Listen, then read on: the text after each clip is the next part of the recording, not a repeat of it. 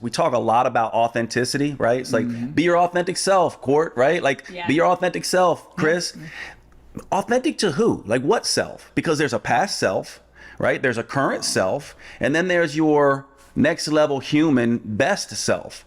Who we need to be authentic to is that person. And that person has a very different identity than the Jade sitting in this chair right now, and certainly has a different identity than the Jade from my past.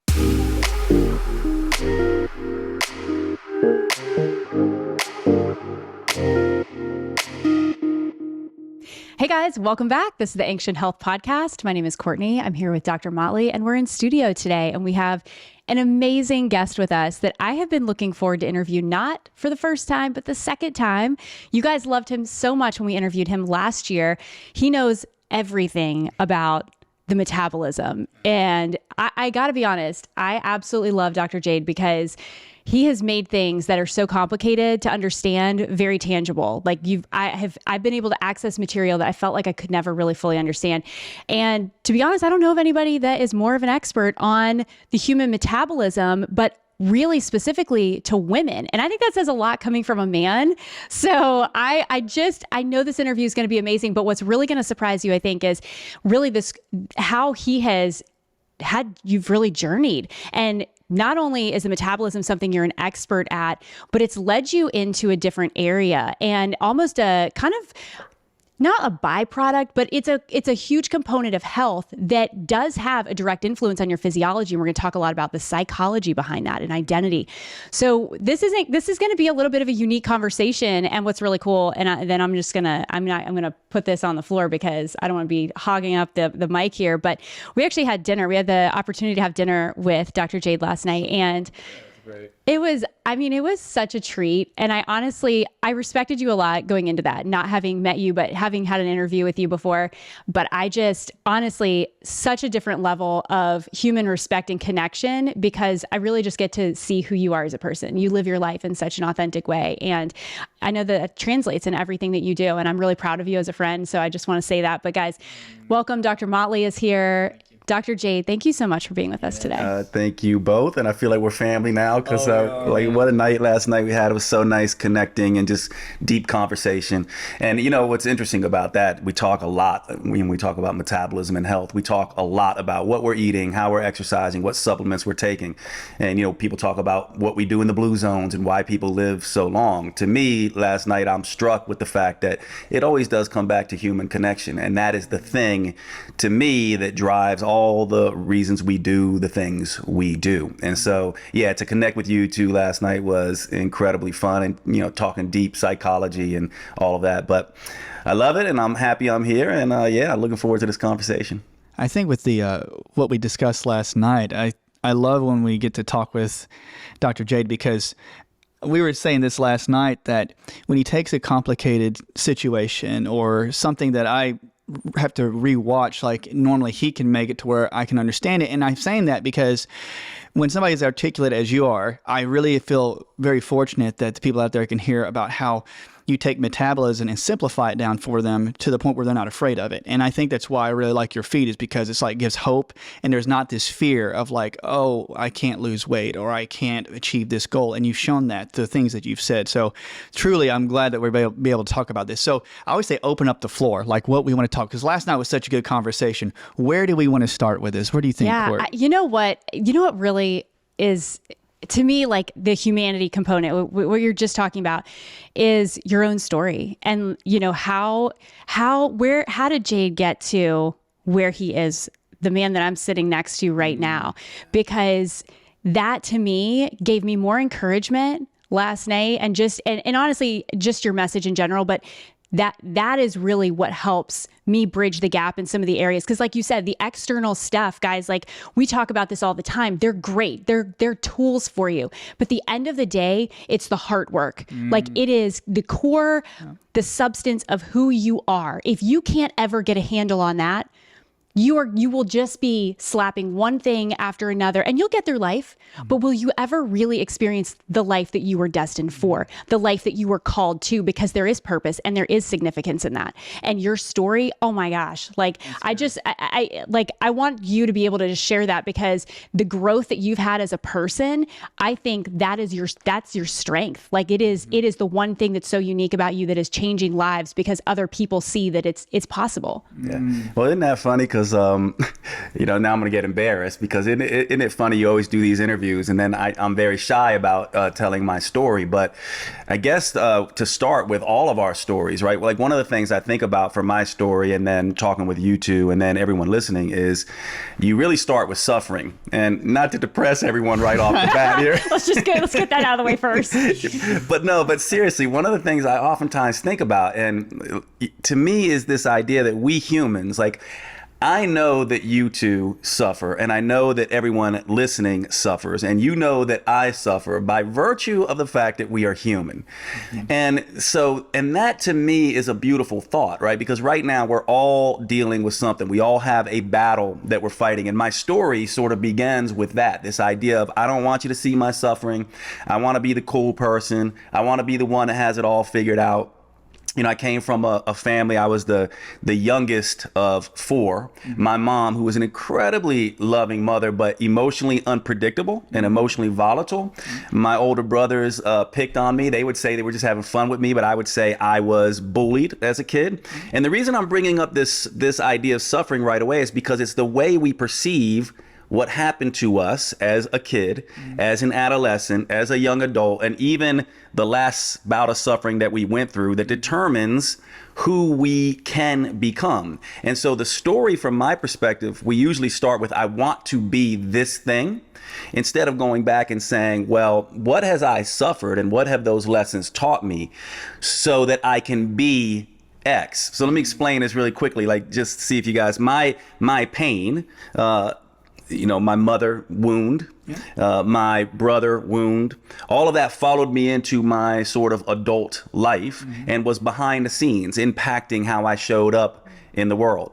Later on, it turned into me having an affair. This is why I said it's going to be embarrassing. Me leaving my marriage and me having to figure out, now, who do I want to be? Now, here's the thing. What we normally do is we go, I don't want to tell people that. I don't want to look at this. I want to distract. I want to deny. I want to delude. When in reality, the lessons of those things, who you showed up as that you were not that proud of, or where you messed up, gives you lessons to be the person that you can be moving forward. So for me, you're so sweet, because you said, you just made a comment on the human that I am, that I hope I am.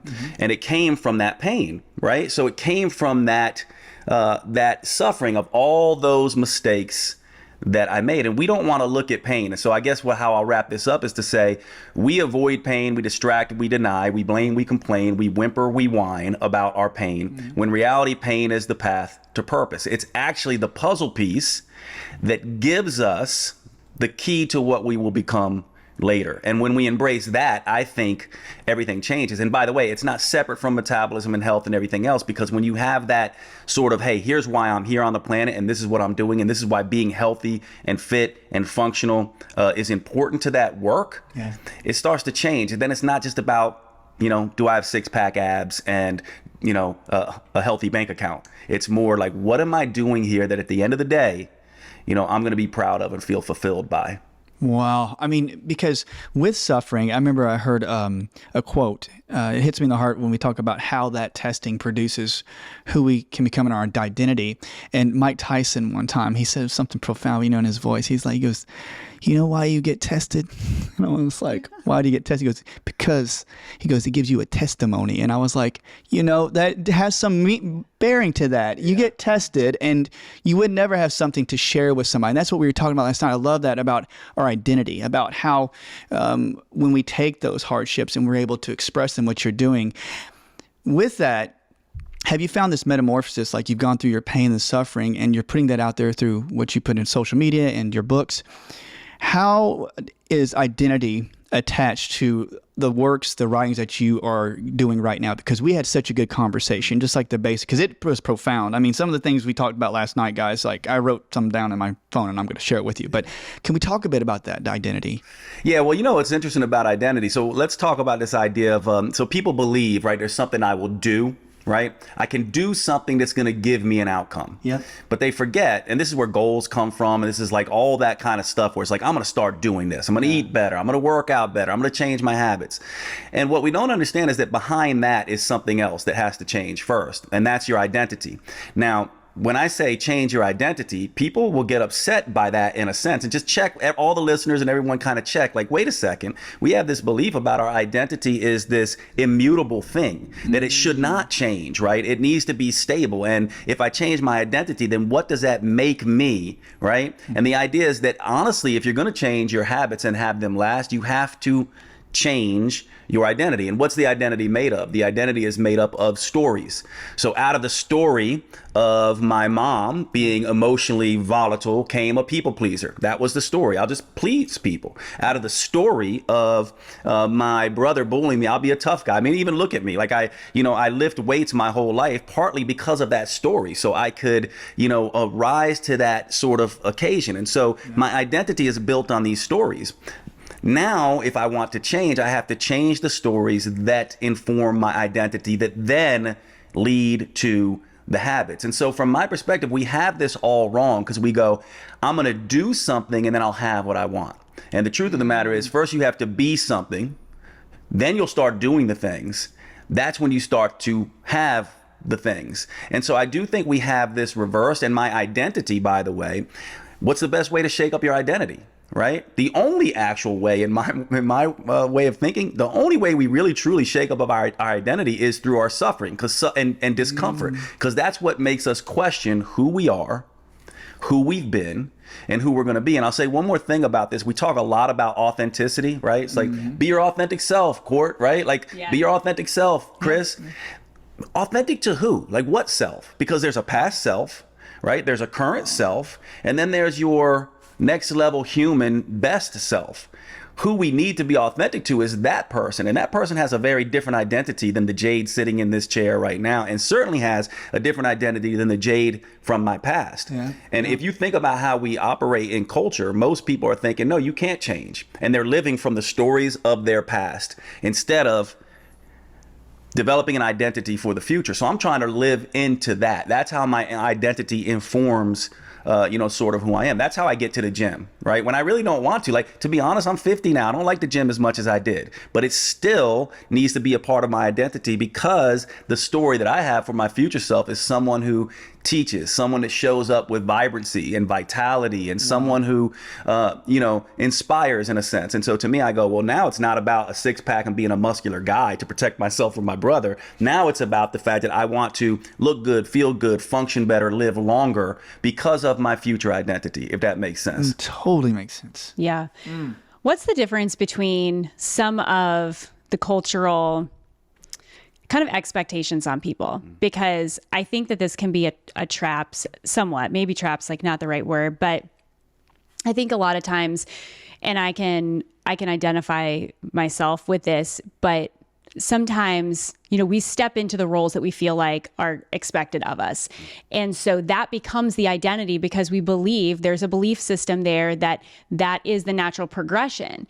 So how do you get to a place where you're operating from living these new narratives, like not living in a narrative of a story that either you've lived in the past or you believe this is my destiny? Like, I'm supposed to go to school, I get educated, then I find a life partner, then I have a family, and these are the roles. And we just basically start to walk in a direction in life where we're showing up for the responsibilities, for the things that we feel like are expected of us. Because I love this concept of next level human, and really this evolution of how we really grow, like true growth, stepping out of our comfort zone and doing things that we're fully capable of doing. But a lot of times we just don't feel equipped. We don't feel like that that's something that we're capable of. So there's a lot of limiting beliefs there, but I think that that you break this down really well. So I'm asking that kind of these cultural expectations, base culture, and can you break that up for us and kind of describe, because I think it offers a different level of perspective that I think is going to help someone. Yeah, well, we don't really talk about it enough in the health and fitness space, right? Like not everyone is up on the way we humans develop, so to me, we have our base level selves that have safety and security needs. And our base level selves, like just think about base level. We know fight, flight, freeze, fawn, right? Like those base level responses. So when we are arrested in our development, if we don't feel safe and secure in the world, we will act out fight, flight, freeze, fawn. We know a lot of people like that. So, and that's, by the way, that's our child self. Now, I know a lot of people don't like that visual because they think, well, children are so young and innocent. But think about a child. They are narcissistic by definition, right? They don't know that, for example, Courtney, you have kids, so they don't know when your kids were little, they didn't know that you weren't an extension of them. To them, the whole world revolved around them. It had to, right? So they have to slowly but surely start to see themselves separate from everyone else. So the base level self, when we get stuck in that child safety, security, fight, flight, freeze response, we're operating as a base level human. Now, that's great. Now, when we move into our adolescent self, now it's about acceptance and belonging. And now it's about, I'm going to distract myself from my true self because Courtney and Chris might want me to be something different. I'm going to deny my true dreams because culture says that it's not something, right? I'm going to delude myself. And this is how we act: deny, distract, delude, and even divide. You'll see this in politics and nutrition camps, and all of this kind of stuff is a very adolescent team-based approach. And so we have to be self-aware, right? First we go, how am I acting base level? Where am I acting culture level? And I'll say something here that Chris and Court know. I use a term called PMK, which is abrasive and offensive, so forgive me, but it's called prom, marriage, kids. And it's not to say there's anything wrong with prom, marriage, and kids, right? It's just the fact that culturally speaking, when we're operating from that adolescent culture level self, what we do is we just go, well, it's prom, marriage, kids, which if you really choose that from an authentic place, it's wonderful. But if you don't choose that from an authentic place, and you don't have to, then maybe not so much. And so we have to question the underlying narratives. What are the narratives of my base level self? What are the narratives of my adolescent self? And then the adult, mature, grown self. This is the one that wants to collaborate and connect, right? And create, right? And communicate. And so what you have to do is be self-aware and catch those base level behaviors, those culture level behaviors, and then say, no, I'm going to step forward into this other way of being. And we know when we're fight, flight, freeze. We know when we're distract, deny, delude, divide. We also know when we're connecting, communicating, collaborating, creating. Like last night, one of the reasons why the three of us felt so alive and in our purpose is because we were in our next level human state. Now, the final thing I'll say here is that we're all three all of the time, right? Your base level self does have some benefit. It's the protective self. It's the part that comes out, right, when you're just like, hey, you're not going to treat me that way. It's the part that allows you to have boundaries. The culture level self is partly what allows you for the cultural norms so that we can connect and have the niceties that get us to the deep conversations. So we don't want to completely avoid those identities, but what we want to do is use them appropriately in service of our next level human self. And so to me, that's ultimately what we're all aspiring to. That's why the listeners listen to this podcast. That's why you all do this podcast, right? It's why I do the work that I do, because we're all wanting to matter and make a difference. And we want to have not necessarily a happy life. We want a fulfilled life. A fulfilled life has this essence of achievement. I set out to be and do something, and I was able to do it. Whereas happiness is it's a fleeting state, right? You can feel happy for a time, but fulfillment, when you feel fulfilled, that goes with you, whether you're grieving, struggling, suffering, whatever. Fulfillment really, it fills you up from the inside out, in a sense. So I don't know if that answers sort of the sort of question, but I do think we have to, step one is be aware of the base self, the culture self, the next level human self, and begin to put your identity as, this is who I'm going to be. And by the way, don't ever let someone treat you a way that is not that. Like, we should be treating each other according to our highest selves. The base level self is going to treat it like it's like Hammurabi's code, an eye for an eye, right? Yeah. The culture level self is treat others as you want to be treated, right? Or and then the next level human self is treat people according to their best selves. And so that's how you choose your friends. That's how you choose your partners. That's how you choose your collaborators. So with taking those first steps, do you find that when individuals have a time trying to find their next level human, identity, or trying to find that part of themselves, because they may not be able to get in touch with it, what are some of the things that you've seen that people out there that are listening go, okay, I probably suspect that I'm not tapping into my next level human? What are some things that you would say, like, what helped you to like tap into that? Because some people may not be aware, like, is it exercise? Is it the way you eat? Are there certain things that you like to do that people could start easily and say, I need to get in touch with this guy or this girl, Well, so it goes back to the pain again, right? Yeah. So it goes back to the pain. So what helped me get there is to go, what is my pain? Where did I mess up? Right? So I had a shaky relationship with honesty, partly because of how my family. Now, you two might say, Jade, honesty was never my issue, but I guarantee you have a dysfunction somewhere. Maybe it's not honesty. All the listeners, right? Yeah. But mine was honesty, right? So it starts with this idea of how did I mess up? Now, most of us want to just go, okay, I'm just going to not think about that, right? Yeah. What I think we need to do instead is to go, look, I am a unique spiritual fingerprint, a purpose potential. It partly has to do with my pain, the people who've helped and hurt me, my passions, my likes, dislikes, my superpowers, my unique personality, but mainly my pain. And when I take those things together, I go, all right, there's a lesson here, and I could put these puzzle pieces together in a unique way and do something for the world that only I can do in the way that I can do it. And I will choose to begin doing that. So that's step one. And then you go, all right, how does this person exercise? How does this person eat? How does this person? So you're almost like stepping into like a method actor, right? Yes. Like if you take a regular actor, right? When the director says action, they go. And when they say cut, they stop. This is the whole idea of fake it till you make it, right? That's like a regular actor, right?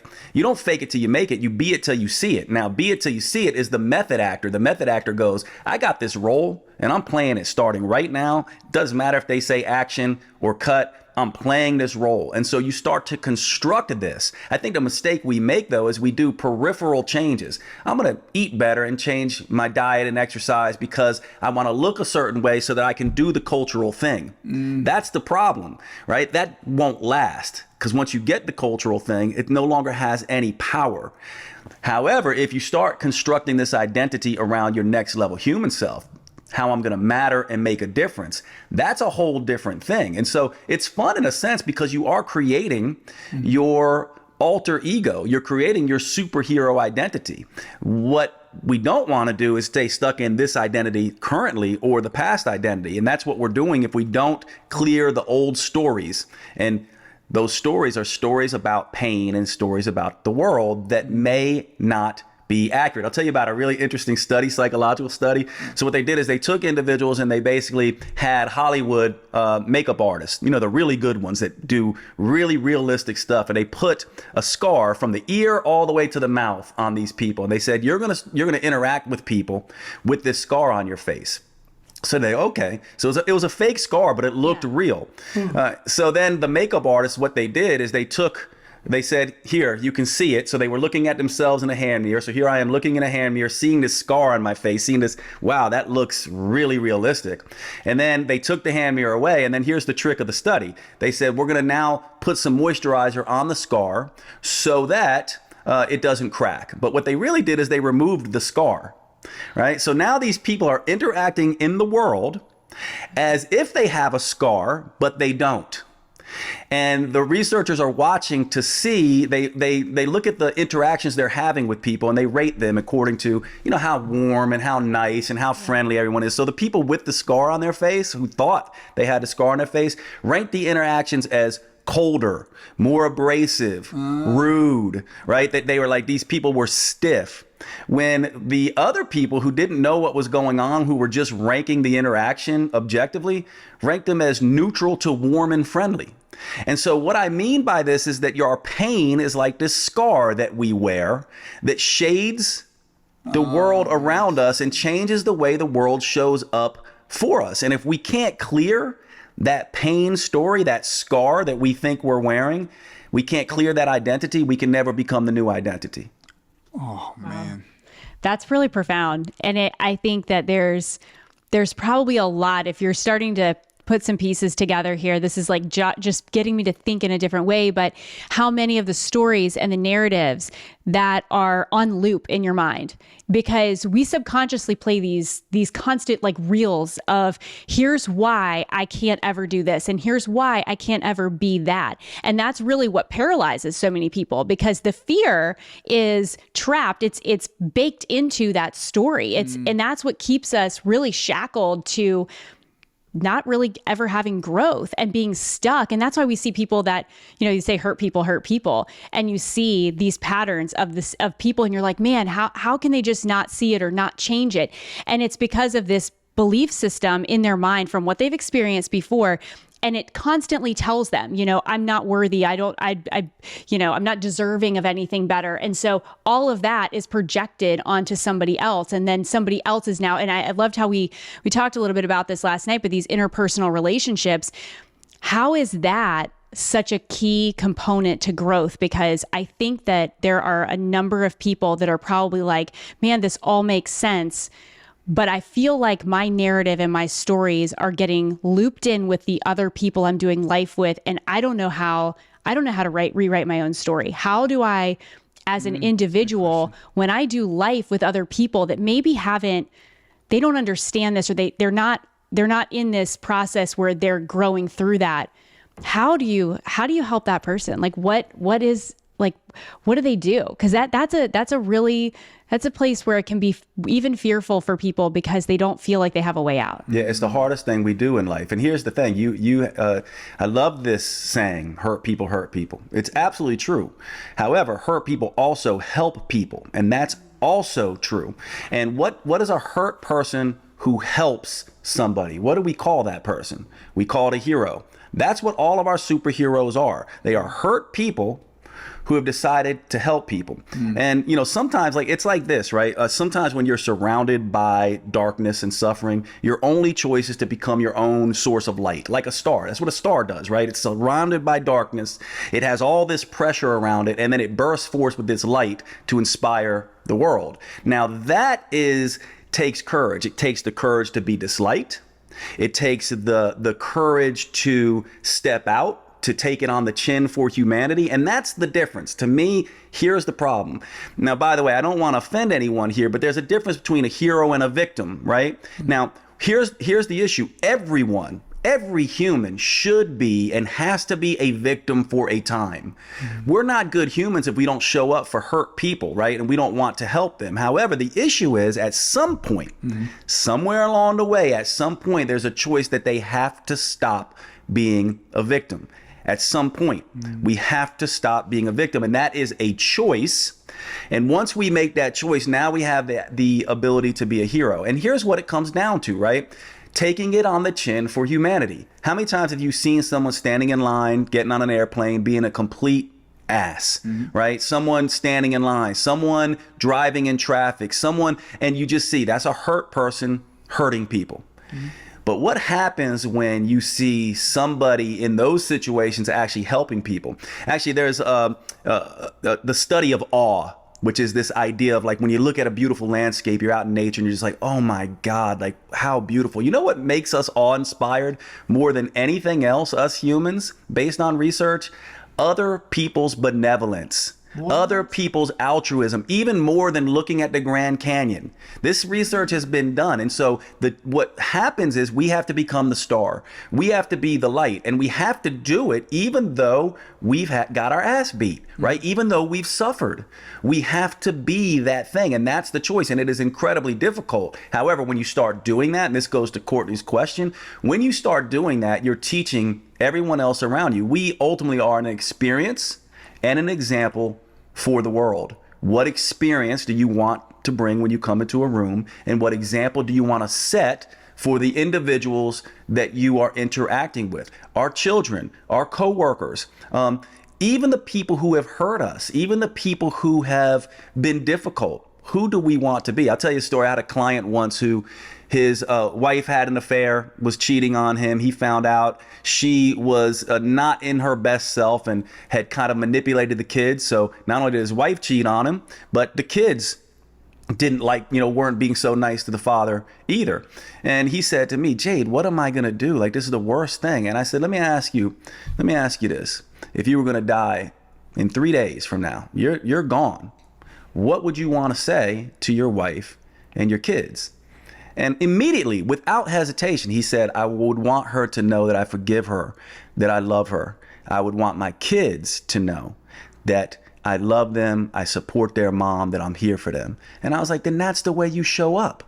Now, why is that so hard for us? Because we think we have time and we want to be stuck in the victim mode when really we could step fully into the hero mode. And in that story, I can see Court, same with me. I get this goosebumps all over me because we feel the truth of that statement. And that's what he did. And guess what? We all have that potential. And I love that you just brought up potential, because my brain was thinking about my life situations. I'm like, we can all choose to go into it. What makes us, of course, the pain of like staying in a victim mode? Is it just, training in neurology, like why would I want to stay in that mode? What keeps me like back? Because sometimes, man, I was talking to Courtney last night about it. I was like, why is it that I will go, man, I know I could get to that point, but something inherently in my body, it's just like, well, you could, but you feel so much more comfort here. You nobody's seeing your pain or nobody's experiencing it because you're hiding it in so well. And you think, well, if nobody else is recognizing it or seeing it, is that like what keeps it there? What's the driving force? Yeah, it really comes down to we humans, we will go with what's familiar. Mm-hmm. We will stay with what's familiar.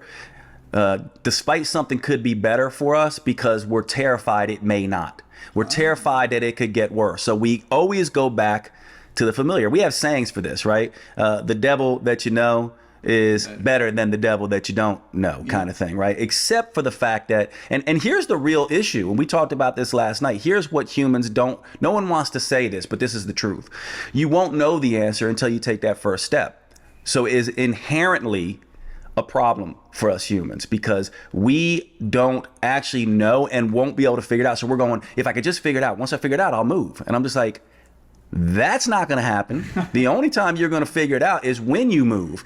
I think that's part one. Part two is I think we do not understand mental emotional pain. So there's physical pain and there's mental emotional suffering. So suffering, let's say, is the emotional equivalent of physical pain. Mm-hmm. Now, here's how we deal with physical pain. If the three of us are in the kitchen cutting vegetables, right? And let's say my knife slips and I cut my thumb. What am I going to do? It's very simple. Right? I'm going to go, I'm going to grab my thumb. I'm going to squeeze it. I'm going to feel it immediately. And that felt response is going to make me attend to it. Mm-hmm. Then what I'm going to do, so I'm going to feel it. Then I'm going to start dealing with it. I'm going to open it up. I'm going to look, how deep is that cut? Oh my gosh, Courtney might be like, Jade, you got to get stitches, right? We're going to take care of it. We're going to deal with it. And then after that, there's a healing phase. And that healing phase is putting the antibiotic ointment on it, taking care of it. But more importantly, learning the lesson. And next time I'm cutting vegetables with you two, I'm going to, instead of looking at Courtney and Chris and talking, I'm going to be looking at my hands and paying attention. I'm going to learn the lesson. That's not how we do things with mental emotional suffering. With mental emotional suffering, when we cut our mental emotional thumb, what we do is we go, ow, ow, ow, ow, and we stick our thumb in someone else's face. Ow, ow, ow, ow, ow, ow, right? Or we do this. We just look at it and go, I cut my thumb and it bleeds all over the place. Or we go, and we'll stick it behind our back and be like, I didn't cut my thumb. I don't need my hand. I don't need that arm. I'll just walk around for the rest of my life without the use of my right hand. So that's how we deal with mental emotional suffering. But it's the same thing with mental emotional suffering. We have to feel, we have to deal, and we have to heal. So the feeling phase is actually letting those emotions come. Crying, feeling the suffering and getting into it, not trying to avoid it. The next part is dealing with it, right? There's going to be certain things that we have to deal with, financial stuff and all the stuff that we have to take care of. And then the healing phase is this, and this is the hero phase. The healing phase is the hero phase. At that point, we have lessons that we now can bring to the world. Now we go out into the world and share those lessons. And the easiest way to do that, by the way, is go, let me find someone who's suffering the same pain as me, and let me seek to help them bandage up that mental emotional thumb. And that's how we transcend it. That's how we alchemize it. But no one's ever taught us this, right? We know how to do it instinctively when we cut our physical finger, but when we cut our emotional finger, we don't know what to do. And it's the same process. We need to feel it. We need to deal with it. We need to heal it. And the healing phase is to become the hero with it and let the victim go. The victim phase is that feeling phase, right? But if we get stuck there, which a lot of people do, that's when hurt people. Once you make it through the feel, the deal, the heal, that's when hurt people help people. Oh, man. I just learned a lot how to... That was a great analogy. Yes. I won't forget that one. You always have a good visual representation. I think that's why I learned so much from you, because I visually remember these stories. And I think that speaks to the identity. Like when we talk about really having these attachments to these stories, it's when we don't address these pain points, these different things that we experience, and that's what keeps us stuck to the story. And so a lot of times, if you do experience a relationship or something that's very destructive, and that's just what you accept, and you learn to adapt to that situation, as opposed to, hey, how's this really making me feel? How's this really affecting me as a person in my own growth? When you don't do that and you just start delicately walking around and figuring out, well, how do I just adapt and live and tolerate this situation based on what I know about the other person? Then that's when those stories, you can't shake. It's impossible to grow. You literally, you will get yourself stuck in the mud. And I love that, like, this is a conversation, because what you experience, this emotional side, and we're talking a lot about emotions right now, but there is a direct connection to that in your physiology. So if you feel like, hey, my body will never change, I feel like I'm constantly holding on to extra weight, I feel like I'm always tired, I am telling you, that is go deep under the hood. Start looking at some of the emotional stuff. And I want to ask you about that, because you are very, like, you're very much understanding and educated on the physical body. How is this piece connected to, like, how are you seeing people that are experiencing, they're dealing with the physical, thinking, well, I just need to work out harder, I just need to take a different supplement, I need to eat more protein. Those may all be good things. But if you have that and then you don't have this emotional growth, like you are in that childlike phase, and it's like, I'm stuck playing the same story. Do you see people that just stay kind of paralyzed? 100%. And it's actually very simple physiology. We just don't talk about it that much. It's very simple physiology. The physiology works like this. So see if you can follow me here. So if we're stuck in base level and we are looking for safety and security, we are looking for threat. And all animals do this. This is built into our nervous system. So we will be looking at a threat response. Now, if we're in a threat response, right? If we're in fight, flight response, here's the interesting thing about that. Can we regenerate, recover, repair? No, we can't, because we're mobilizing all of our resources to fight and flight. Now, if we're in striving mode, right, which is the culture level mode, striving, living up to people's expectations. I need to strive. I need to make money. I need to look good. I need to, for whatever other people want. When we're in striving mode, can we rest, recover, and regenerate?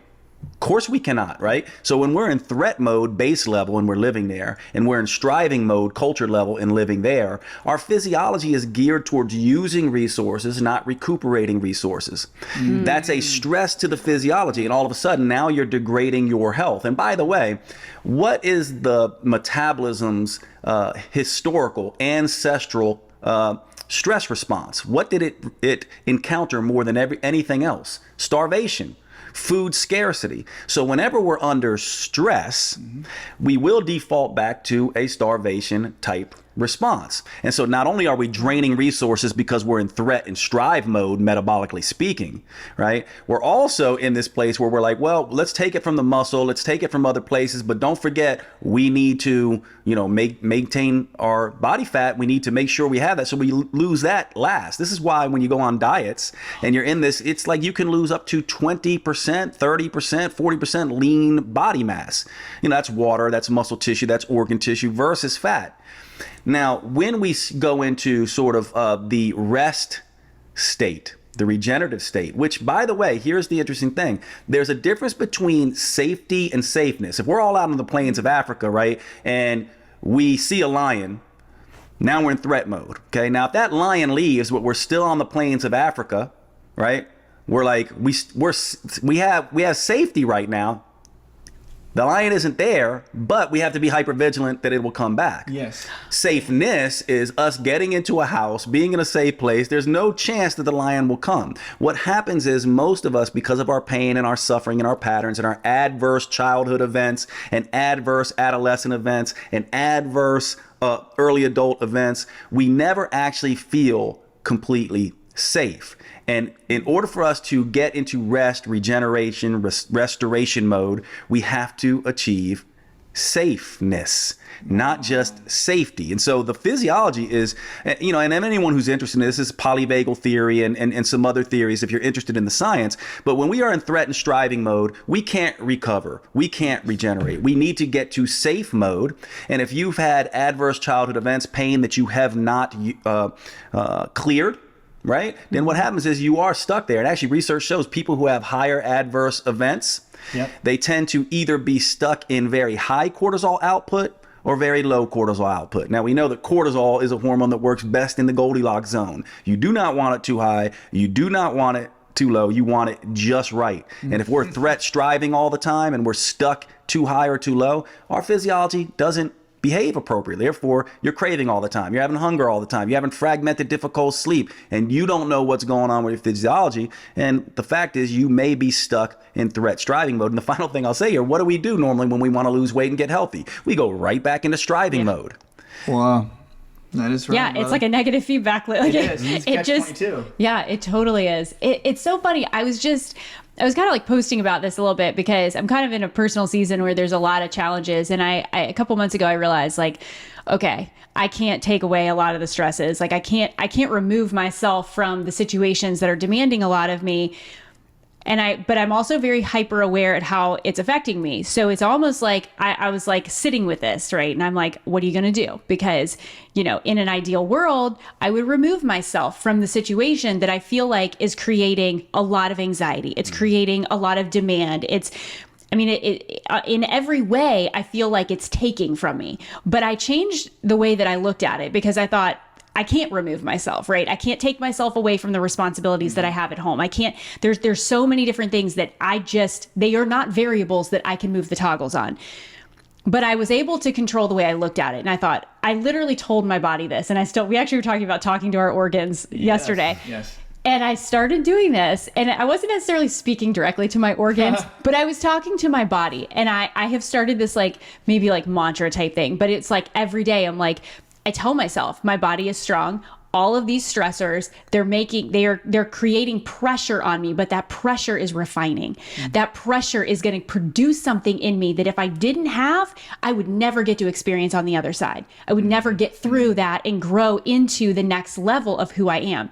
So I have to start reminding myself, you know what, today might be really hard. You may sit in the car and cry for a minute. You may not know what to do in a lot of different situations. However, you've got to be able to wield that in your favor because your mind, your body is listening to all of those thoughts and those narratives. So the more that I was able to really get behind that and really accept it for what it is, I honestly, guys, let this be an encouragement to you. Because I just had a baby a year ago, and in the last 2 months, the pressure in my life has increased more than I've ever experienced. And yet my body has changed in better ways than I've ever experienced. It's like, it's like stepping up to the challenge. Okay, yeah, we can do this.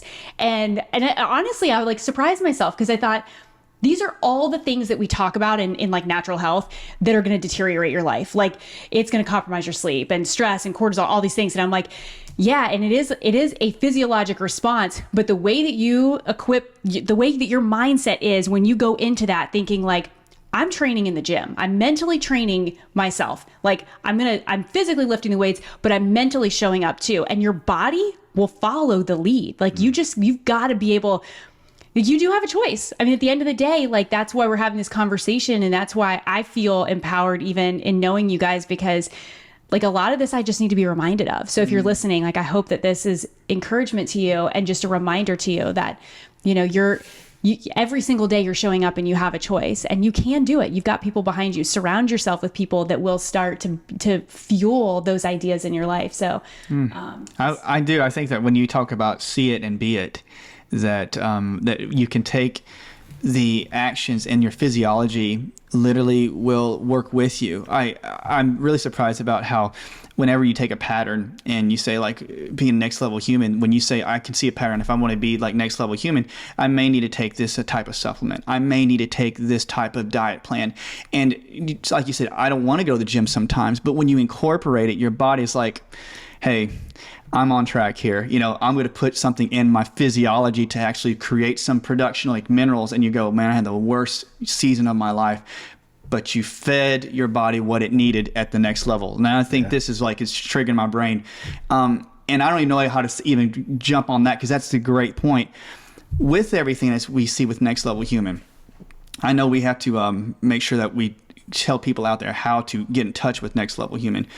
What are some of the refining moments, like as we get close to wrapping up, what are some of the refining moments as you see it in the near future, or even right now, that you see with Next Level?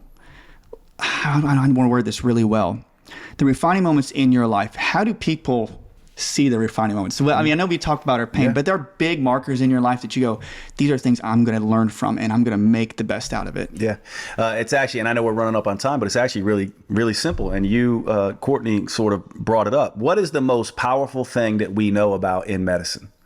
Do the listeners know? Do you guys know? You know what it is? It's the placebo effect. It's so powerful that we have to account for in every single study we do. Otherwise, we have to throw out those studies. Now, what is the placebo effect? The placebo effect is the belief effect. Now, what is the belief effect? The belief effect is the armor that I put on when I go to battle.